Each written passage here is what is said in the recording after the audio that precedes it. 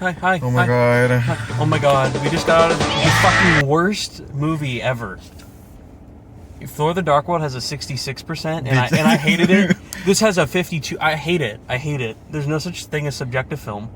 I'm Rotten Tomatoes itself. I'm the algorithm. It should have gone like this shit sucked. Should have gone honestly like a 2. I'm amazed it has a 50. I'm surprised. Honestly, Black Widow might get a run of money. Okay, be for real. Okay, be for real with you. It'll be for real. Let's get our real thoughts. Okay. So at the time I haven't recorded this, but I'll do a non-spoiler, like a small little video like I did with all the big movies. Because with a movie like this, you can't talk about it without spoilers. It's impossible.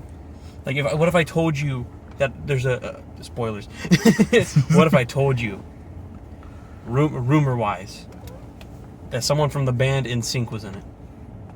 Holy shit, Justin Timberlake. Justin Timberlake. Everyone's been hearing these rumors from Variety, and I believe it was Forbes or someone who leaked it. Forbes. That Harry Styles did it. Fuck that. Harry Styles, no. I thought it was 4Bs. 4Bs, is that how it's pronounced? I don't know. Fuck that. Harry Styles ain't in this. He ain't in it. It's Justin Timberlake. Famous for the movie Troll World Tour. Trolls World Tour. Troll would be the horror movie. Alright, so, yeah, for real. The Eternals has like awful reviews on Rotten Tomatoes right now. Yeah. That shit went from a 75 down to a 52. Yeah. Like it was nothing. And it's still going down. Like, that's continued. I actually thought it would stay at the high 50s when it hit Rotten, but now people don't like it. People are... And I honestly, when seeing the movie, I'm not going to say if I liked it or not, but I get why someone would dislike a movie like this. I can get why the casual Marvel fan would not like it. Or a critic as well. Like a heavy-ass critic on any movie. Like a real bitch critic. Yeah, a real bitch critic. I can get why someone wouldn't like the movie. Yeah. It's basically what they have to do is in a 2 hour and 25 minutes before the credits roll, they have to stuff 7,000 years of history in the MCU, but on a real world, a new story, something completely different, down your throat in like less than The Irishman, like 3.5 hours. Yeah, then set up the actual point of the movie. Why the Eternals are even here. They have to set up how they fit in the MCU. They got to connect in the MCU. You got to have... It's 10 characters. You're not getting one character, not 2, not 3. No Shang-Chi. Not even Guardians. No Iron Man. We're just not even... Yeah, that was the smallest group. Guardians is the biggest like we had until this point. In terms of like a one movie introduction of that many characters, like that's the big thing. And here you're doubling that shit, pretty much. You're doubling it. So you have to go through a lot. And the basic premise is the Eternals... Steven Universe. Kind of. It's literally Steven. It's kind of. To be fair, though, this was written in the 70s. Yeah, it was. By Jack Kirby, which is cool they credited his name and not Stan Lee, because it was a Jack Kirby creation. Yeah. Entirely, and you don't see that a lot in movies. So, the Celestials, these beings that are referenced in other MC movies, like these Guardians. Big bitches. Big robotic motherfucker. Imagine, like, Maui, who's like a demigod from Moana. Imagine if he were, like, the size of like Oprah in that one scene of Wrinkle in Time where she's like 1,000 feet tall. Incomprehensible size. Yeah. When these motherfuckers float up to them, they're literally just like a specimen of speck on their hand. Yeah. No, you couldn't even see it if you. Yeah. Yeah, it's pretty crazy. Yeah. And I'm just at first I was thinking, oh my god, are they gonna fight him? Wow. Just a loud robotic noise that blasts and murders everyone. Pretty sure he could have just destroyed Earth instantly. He really could have. Yeah. All right. Well, so the Celestials create deviants to help humanity grow against these. They're not predators. They're trying to end predators who would kill humans when the world starts growing. But eventually they evolve and start killing humans. So now they need to make the Eternals, and they send the Eternals now to kill the deviants, but not to interfere with any other form of war, any other fights, battles, like Thanos, for example, or Hiroshima, or World War II, or anything like that. And so basically they just have to sit back and watch shit happen. But they have to remain on Earth until their mission is over, or the emergence happens. And what we know of the emergence when the film begins is that it's just the world's ending, deviants are coming to take over. That's like the minimum we know when the movie starts. And then we go to we go through. It's a jump story, unlike any other Marvel movie has done, where they'll go back in time. Yeah, subscribe to the movie instead of it basically is just flashbacks. It is like half flashbacks. I'd say like 30% flashback, 70% Yeah, modern day. but I don't think it was ever confusing when they were showing No, it, or I've heard a lot of people convoluted. say that it gets very messy. It is a messy story. You could Technically, it is messy, but I don't think. I think the one thing that they could have done better. This could have actually been shorter if they told it in order, though. Because theoretically, they could have developed them and told it, which is kind of weird to see them develop when meeting each other, but we haven't fully met them. Like we get to see a flashback scene of them in the very beginning, all of them, but they haven't really interacted much. Also, just a quick note: that first scene, opening sequence, the first scene, we just see this dad and their son was it what 500 BC? It was 5,000. 5,000 BC, and we just saw them fishing. Mesopotamia. And we just see dudes from afar. Look, run! There's something in the water. And then that motherfucker eats noms the dad. No, he literally went, Dad. He goes, run, and that dude. That dad gets fucking eaten, and the son's just like. And then the Eternals Eternals come in. And fuck bitches. If only they were there 2 seconds before. But also, Dad would have died. Didn't someone say that there's only one action scene in this movie? I've heard people say there's minimal action, 2 or 3. I would say there's a lot more. I thought that was a good 3. amount of action. I'd say there's enough here that. I mean, it seemed like the audience I heard, you could hear everyone whispering in the theater when the movie ended. That usually means they're talking about what they thought about the movie. I don't think anyone was like, yeah, fucking bullshit. Fucking stupid. That was so dumb. I hated Angelina Jolie, fucking hoe. Madonna looking ass. Madonna. When fucking you showed the Babylon. Oh my god, Madonna. I swear I saw Madonna. I swear. So, the big thing that people are complaining about is the story, how dense it is. It's all over the place. Some of the writing. I get some of the writing. There's some cheesy lines. There's some lines where I'm like, all right, I'll just let that pass because the rest of this is really good. I pretend I do not see it. I'm trying to. Oh, there was one line. Going into this movie, I was scared at first. I'm scared it might be almost like Dune, where I was afraid of I'm not gonna be able to get anything because there's gonna be so much fucking information. Yeah. But no, I understood everything pretty much. Yeah. Same with Dune. The reason Dune is a fucking valid reason. It's a fucking whole ass book. Yeah. And it's a dense book. To be fair, if a movie this is one movie. This should have theoretically, this movie right here that we saw is like Dune, but if it was squished to one movie. Yeah. It has more. It has to double what Dune did. You could have easily done this 2 parts where the first one is just mostly flashbacks. Yeah, you could have developed them throughout history, but people would probably be like, "That's a boring movie, and we need them now." Because with Marvel, it takes a while to make movies when you're making a lot at once. That shit you wouldn't see the Eternals interacting with new characters we know until 8 years then. Which with this movie, I'm even wondering are they trying to set up that they're even going to interact with characters? Because it feels like they're going to be there, not necessarily all the time, but it feels like they're their own thing right now. Because one thing Ultimately, they will. On this thing here is this movie. The threat that they deal with is theoretically bigger than Thanos. Yeah, I mean, and that's and because it's the end of the entire fucking world. This is like a whole cosmic level. Yeah, threat. The entire galaxy would restart and produce the death of Celestials to grow. Yeah. So what we learn later in the movie, about midway through, Ajak, played by Salma Hayek, who's the leader of the group, ends up dead. We don't know why. Yeah. They just say it's a deviant or some other force of nature, but I forgot what it's called. Sadly, the ball, the golden. They all get fucking. You see they in the trailer. have balls in there. The main Ajak has it only, and it's the way that she can see Erisham, who's the leader Celestial, the one telling them what their mission is, and Ajak dies, so it goes to Cersei, who's our main character, played by Gemma Chan. And she basically is told, she's good in this movie. I'm a big fan of her in general. But she's told that the emergence is actually the destruction of Earth. The deviants will surround it, and everyone will end up dying. But the big thing is that a Celestial more powerful than anything from the Earth, the energy from the entire Earth, and a Celestial will grow out of it, a new one. So basically, they use the planet's energy once there's enough population on it to kill everyone, and then make Earth sort of everything disappear. Not just Earth; it's every planet, and to have more Celestials, then to restart the galaxy with more of them until it's just wash and repeat. Because we also learned in that scene that the Eternals were created manually, so they are basically all robots created by the Celestials.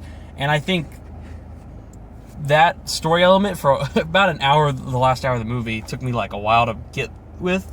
I was like, I don't know how I feel about it, because the immediate thought that hit me was like, shit, then Thanos is like a goddamn robot.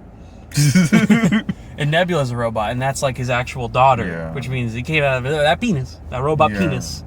And then, but she's not a robot when you see her physically, but then they give her robot parts, because, you know, it's fuck that. If we get into that, that'll fuck it up. But I just thought that was like slightly frustrating. It definitely like hit me the wrong way, where I was like, all right, I don't know how I feel about it. But eventually I came to give in, because I think that they do such a good job with explaining, like, well, these robots are sentient. They have like sense of humanity. And I've heard a big complaint with this movie, actually, because for some people who went deep in the story, said that they don't feel the characters really loved humanity, like that wasn't a big message. I think it is heavily addressed with half the characters and some not. But I still think it was addressed. I feel like everyone gets their points towards humanity like expressed pretty clearly. Yeah. I think half of them like really love humanity, and then there's another half that are like, well, actually the one character I think we don't, actually the two characters that I feel like mostly because we don't even get to see them that much, Athena and the girl that can run really fast. Oh, Makari. I feel like they don't even get the chance to express it because they're barely like they don't get as much. I think Angelina Jolie doesn't need to necessarily express that for her character, because I feel like think she cares more about her friends and what they go with. Yeah, I feel like she's a warrior has been.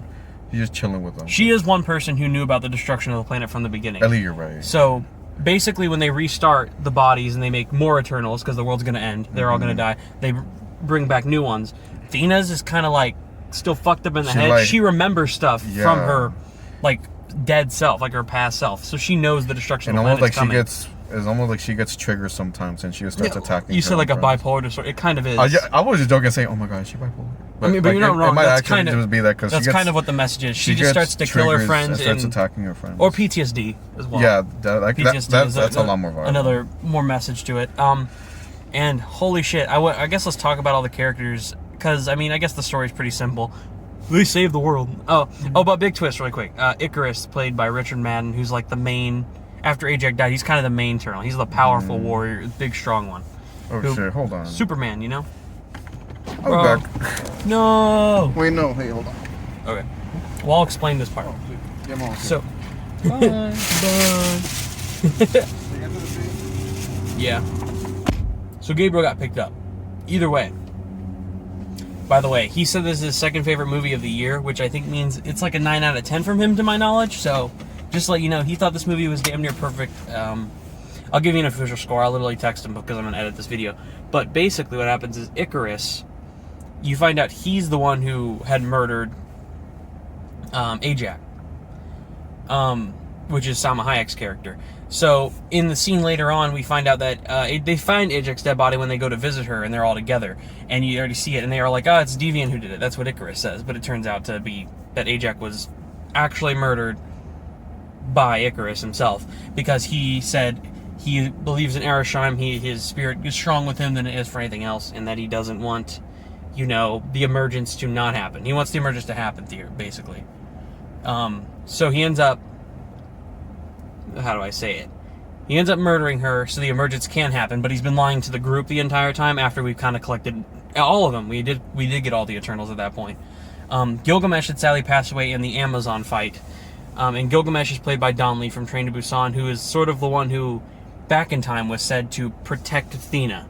Basically, like, to make sure her, disorder, like the thing that's going on with her, she doesn't kill anyone. So he will stay with her whole life to make sure that she stays normal, calm. He's the only one who kind of has the ability to do that. And he's the strong, muscular badass. Athena kind of actually loves. I think secretly that was the big message they were trying to get across, that Athena actually did love Gilgamesh. Sadly, he passed away midway through the movie. But we were going to get into the characters. I think Gabriel's favorites, from what I could tell, were he really liked Athena, Angelina Jolie. He seemed to really like Kingu, and I think he liked Fastos, and it's probably those three the ones I've seen he liked the most. I'll give a little bit about each character in order. So Ajax, leader of the group, dies, but we get her through all the flashbacks. That's where Salma Hayek is a big, valid, important character. She is through all the flashbacks.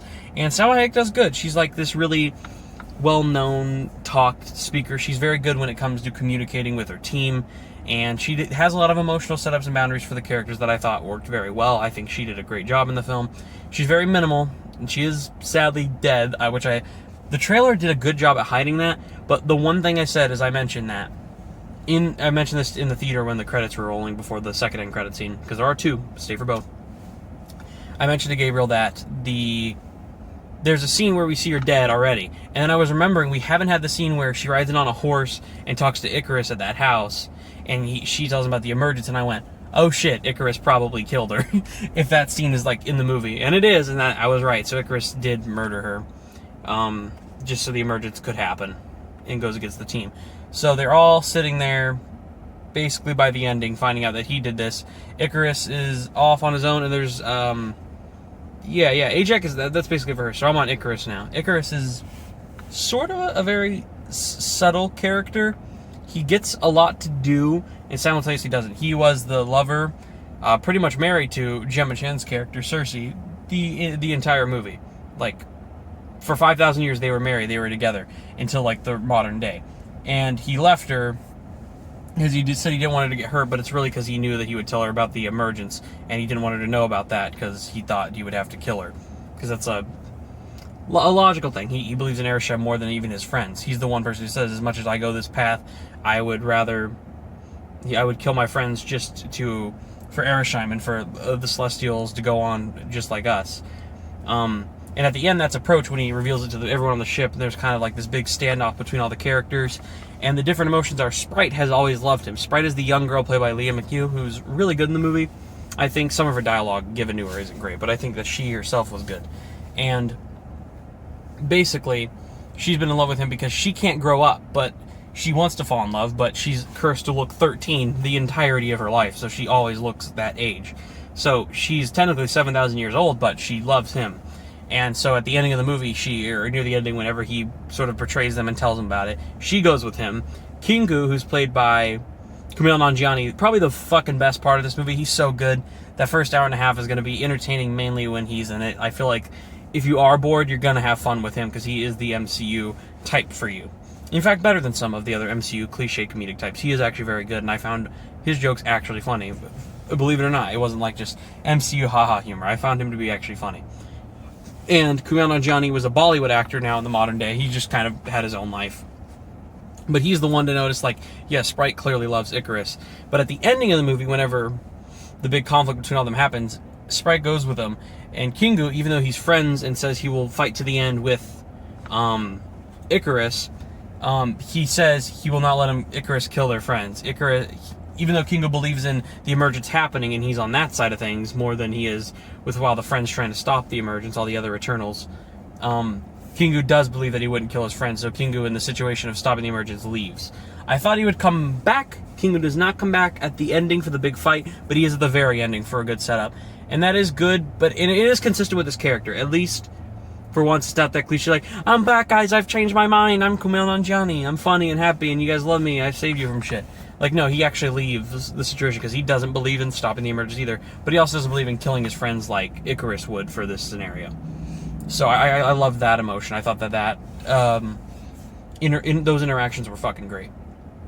Who have I touched on? Kingo, Sprite, Icarus, Ajax. Alright. Cersei, main character. Weirdly enough, being the main character, and this is like, I have 3 big faults with the movie. So, her being the main character is one of them, because it feels like she's the main character, and she's the one maybe that I had the least interest in. Gemma Chan's great in the role, but I didn't feel the relationship between Richard Madden's Icarus and her. I never felt that connection between them. I didn't really feel it between Kit Harington and her, because Kit Harington's like a newly introduced guy. If you know who he becomes later on, that's the other end credit scene, which I'll talk about in a bit. That is a big setup, but it just leaves her to feel so minimally open, because I don't believe in either of the relationships. It is glossed over, where I don't feel like the love relationship. Like, obviously in a movie like this, you need like 20 more minutes dedicated to it. This movie doesn't have the time really to be 3 hours. This is an endgame, I'm just saying. It shouldn't really do that, and I get why.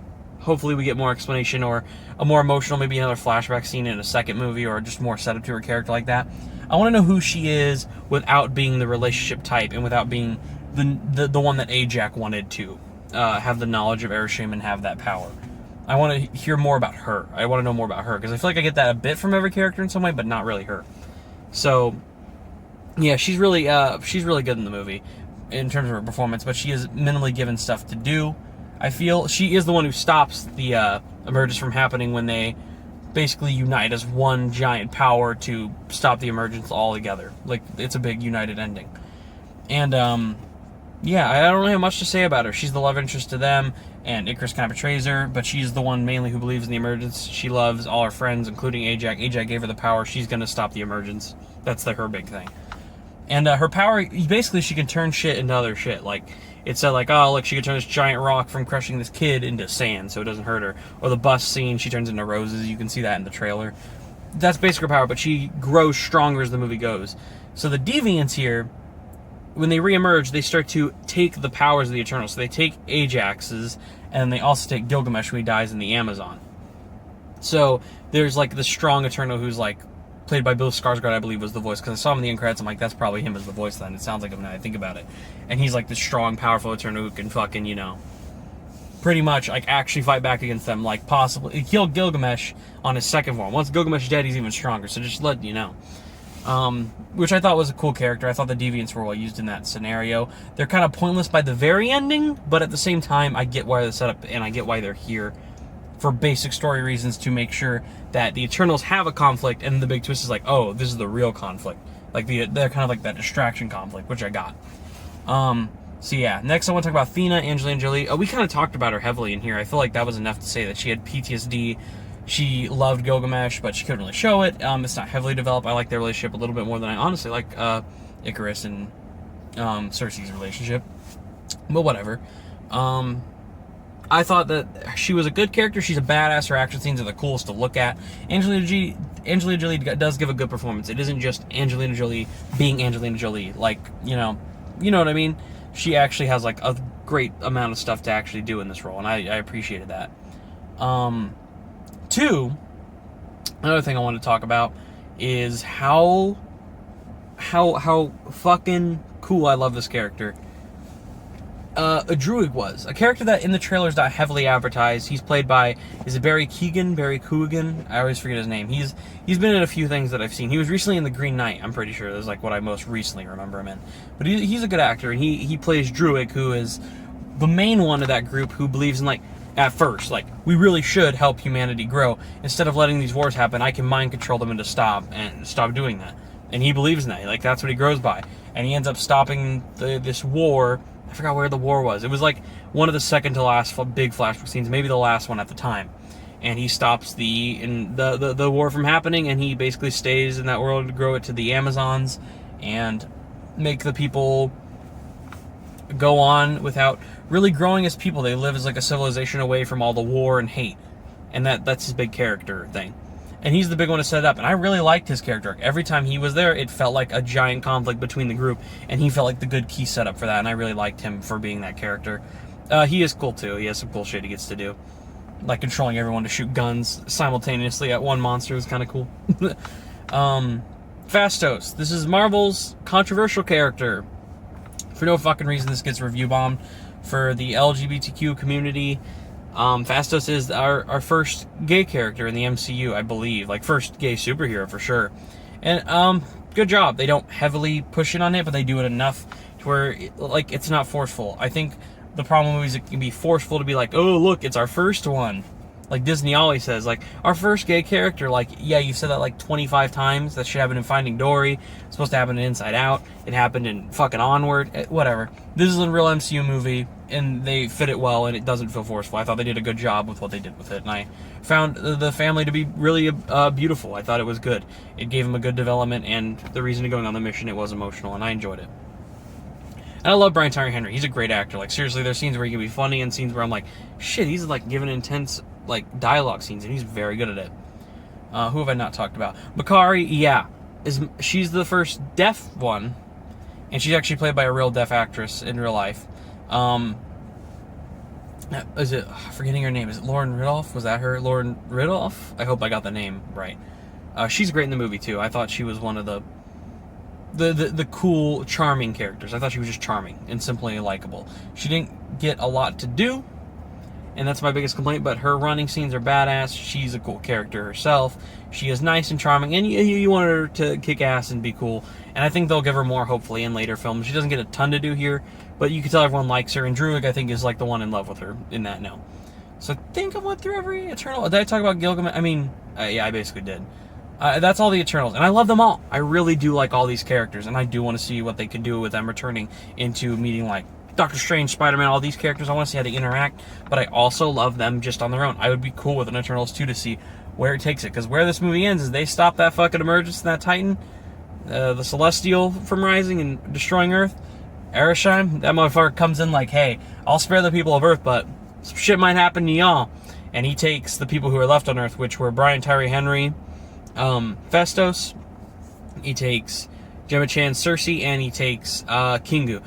Sprite also stays on Earth, but with the power of the Unimind, which is this thing where they combine all the powers of the Eternals' minds to stop the emergence. So it's like one united mind is what Fastos creates for them. So, but she has still some power from it. Cersei does, who's like the one in the main control of it, and she gives the remaining energy to turn Sprite into an actual human who will eventually pass away, which I hope they still bring back Sprite just because of that. I hope they can have some emotional core with that. I wouldn't be surprised if we jump really far in the future at any point in the MCU and we actually see like Sprite's death, because she's a real human now. I thought that was a very emotional and good thing to do, and it very much set up her goals. Like, she wants to find love. She doesn't want to be this young kid, and I like that they went through with it. I like that she didn't just be like, maybe I will stay with you, I changed my mind type thing, you know? I'm glad they went through with that. But Ereshkigal gets those motherfuckers at the end, and I want to see where they're going with the next Eternals. And you know, they're setting up Dane Whitman to be the fucking Black Knight. That shit's going to be so cool. One thing I wanted to hear, and I heard it a little bit. I couldn't tell who the voice was at the very end credit scene. I'm going to even closer listen on the second viewing. They set it up. He's about to open his fucking sword. You know the Black Knight. If you know the character, then you do. It's the second end credit scene, and he's basically there to... He needs to find it so he can help, you know, the ones who were captured, which is Cersei, which he was in love with, so that would make the most sense for him to help her. But also everyone else, you know, out of kind-heartedness. But you hear a voice in the background like, are you ready, Dane? And then, but the voice, I can't do the voice, but it sounded like Jeffrey Wright.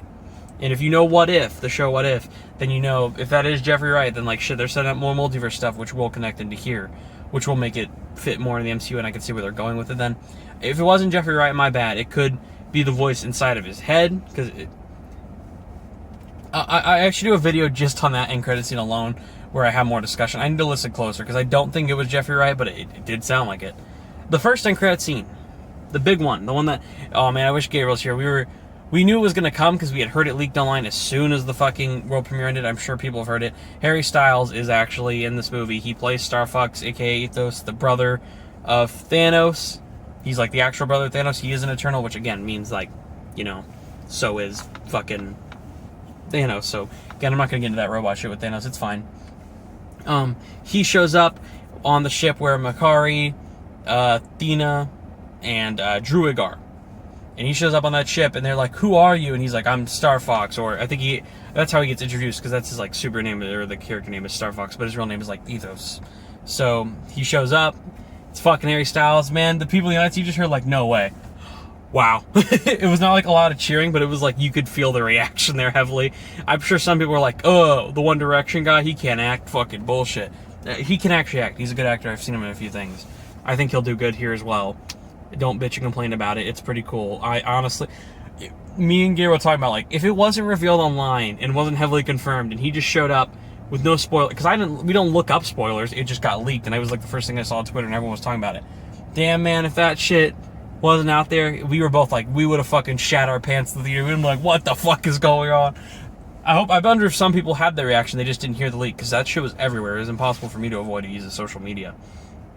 Regardless, awesome to see him. I can't wait to see what they do when the Eternals return, bring in the Black Knight. Maybe that was Jeffrey Wright. A lot of cool shit. So overall, a little bit messy pacing and story. There's better ways you could have told it. And I do think Cersei as a lead, she's a good lead, but I just don't think they developed her well, or some of the other characters didn't get enough time to develop. And a few, very little, like 5 or 10% of the visual effects were bad. Most of it looked beautiful and stunning and really awesome. Compared to some other Marvel movies, like shit, looks better than Black Widow. For me, this movie is, I would say, I think I did really like it. I'm gonna give a final verdict when I see it again a second time, so I'll make like a video. I'll make this one you're seeing second, because I'm gonna post a quick reaction of what I thought. Then this, which is the bigger spoiler review, and then the third video will be my official score, because I do think I need to see it one more time to confirm. But right now, man, shit, I really did dig the hell out of it. I'm between two scores, and I'm wondering where I'll stand after second viewing, because I feel with the second viewing, I could either piece together if I thought it was as simple as it was, or if it was more confusing. Like, I found some things to really not hit. I feel like with this first viewing, I just had a lot of fun, and I was interested to see why it got bad reviews, and I definitely don't think it deserves a 53. This is not the worst MCU movie. I'll tell you that right here. It may be a messy one, maybe it won't work for every audience member. This is not the worst MCU movie. Fuck the reviews anyway. Make your own opinion on it, like, for real. Honestly speaking, I really enjoyed it, and I would, for now, I don't want to give it my official score, but for now, unless it changes, it is a 7.5 out of 10 for me. I actually really did like it. I had a lot of fun, even with the big complaints that kind of like fuck with my head still. I'll have to think about it, but I really enjoyed it. It got a lot out of it. I'm gonna go see it again tomorrow with my dad. I'm sure my dad will really like it. I actually think he will. He might think it's slower than it actually appears to be. I don't even know if he knows it's 2 hours and 35 minutes yet, but whatever. So yeah, that's the end of my spoiler review. Do check out Marvel's Eternals, and if you do see this video, anyone out there, even if I get like 10, 20 views, I don't give a shit. As Kingo said, I don't do it for the views. Yeah, leave a comment what you thought about it if you saw it, because I would like to hear other people's thoughts. Audiences more than critics at this point. But yeah, I liked it, so that is it. I was actually going to go see Red Notice, but I canceled that. I'm too fucking tired, and it would start in 10 minutes, so it's fun to do this review. I haven't done a spoiler review in a car, even though I only got Gabriel for 15 minutes. Good to let you know. I guess he would give it an 8 or a 9. I'm pretty sure he said it was his second favorite, maybe third of the year. I'll get a full confirmation on that, and I'll either edit into this video, or when I go see it a second time, get my official score, I'll throw Gabriel's in there. So be looking forward to that. And yeah, that'll be it. What's the next big movie I'm seeing? Because I always throw at the end of these car spoiler reviews. I think the next big one is Clifford. Technically, is the next big one because it's a big red dog. There's a few things. I might go see Spencer this week. I'm really looking forward to that with Chris Stewart. I still have to review Dune and Last Night, so much shit to talk about. And is next week a big movie? No, I think next week is just Clifford and Belfast. I mean, I'm looking forward to Belfast. The week after that, though, I think is King Richard and Ghostbusters, and that shit's gonna be nuts. I'm looking forward to Ghostbusters. They keep playing those trailers. That shit looks awesome. I can't wait. By the way, also, no Spider-Man No Way Home trailer. I mean, people have been thinking they'll just play before the movie and it's not being talked about. No. If there was no Spider-Man No Way Home trailer, that shit will probably be in a week or two, because I think Marvel is going to want this to dissipate and get its own hype out of the way before they hype something else up of their properties. They'll do it in like a week or two. I guarantee it. Maybe by next week. I'm not even kidding. Like early next week after this weekend's ended. It might be here. And yeah, that's officially it. So stay forward to more reviews and Gabriel's official score and my official score. I do think it'll stay a 7.5 out of 10, but I did really like this movie, so fuck the critics. Not really. People can have their opinions, but fuck that score. Go in on your own thoughts. Don't just avoid it because it got bad reviews. You might like it. You might even love it. It might be your favorite MCU movie. So, goodbye! Oh shit, I should show my Eternals hat. Got an Eternals hat. I look cool. You can't even see it because of the glare. It's the ending anyway.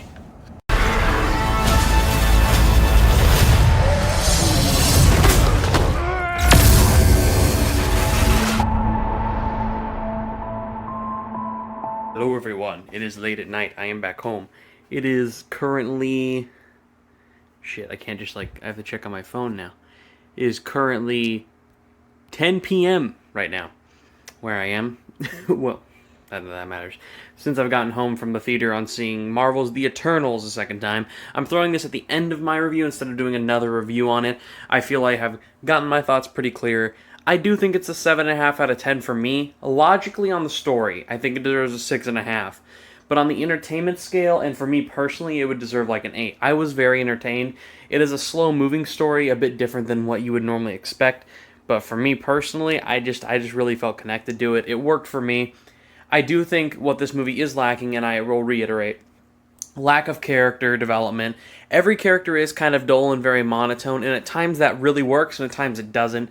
It can make the humor awkward, it can make the story unevenly paced, and I do feel, again, the story would be an amazing movie if it was just not told in that order. There is a way to develop these characters more properly, give them more time, and I do believe that as if they didn't go back in time to then in time. I think if they just had a few moments of the back in time thing and they used it properly, like to start out the movie so we could develop the characters, they could have went through like history of the first 30 minutes, fully developed them for 2 hours on, and you would have gotten more development. That just feels like a cutback on some of the things.